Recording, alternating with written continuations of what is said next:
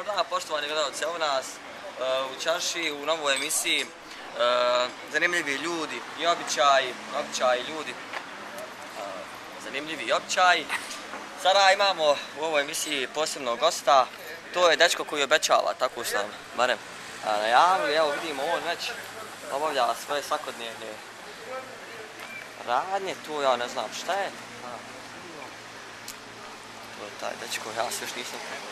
Moram ja ići ti ta drva, meni sutra ja ću tebe nazad još doći. Naravno, obećanje. Ja tebi s ramena široka. Naravno, ja ću doći. Intervju, gospodine, samo moram ja izviniti. Dobro, to će biti to. Gospodine, vi Mezdine, kako se zove?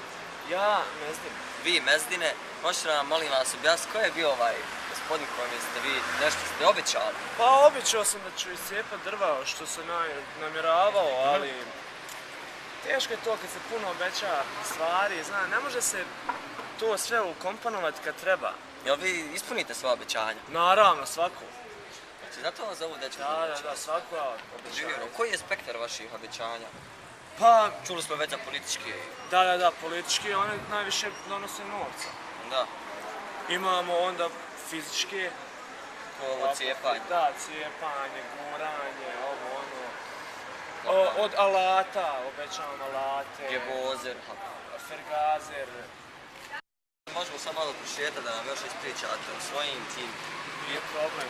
Da bi ih nazvao žrtvama, ali eto, pokusnim tuličima. To je posao, ne možeš ovo djecu ljudi. Ima. Hoćeš me ono, srediti? Naravno ću ti srediti. Obeću, naravno, slušaj, samo ti mene drži za riječ, ja kajem to, sigurno je. Hoću li dosta biti? A sutra, prekstra, eto, ne mogu ti odmah to reći. Treba. Naravno, a joj, znaš da sam ja čovjek od riječ, pa ne mogu. Zakrij me kako je. A dobro, bit će to, rede, buras, ne možeš ti samo sekirati ništa. A to ovrac. Vidva.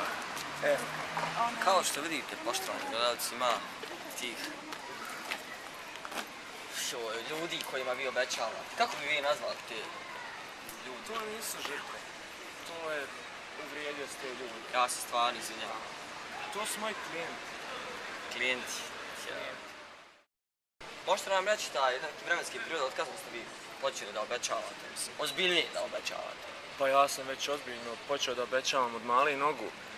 Naime, u toj sam sredini odrastao i jednostavno sam volio, to mi je bio neki hobi da ja obećavam ljudima. I nikad mi to nije bio problem, nisam nikad osjećao neki napor. Možemo malo.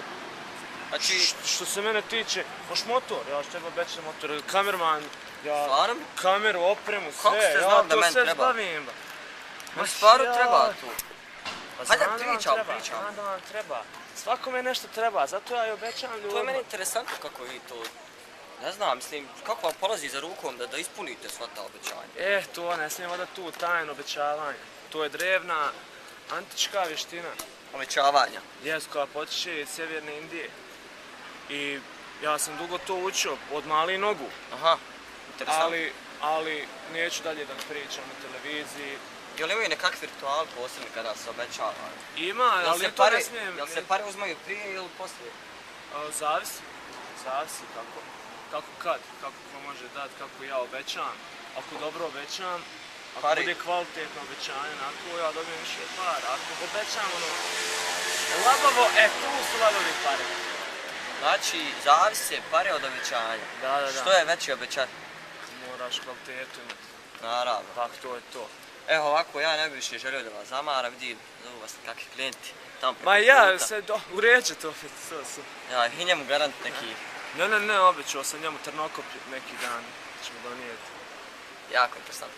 Hvala gospodine, kako vi? Ja, ne znam. Prijatno. Dođenja. Evo, kao što ste vidjeli, dragi gledalci, imamo u našoj emisiji ljude koji obećavaju, koji čiste snijeg, koji bave se jednostavno tim nekim čudnim, interesantnim zanimanjima. U našoj emisiji možete saznati dosta i o antičkoj drevnoj kulturi,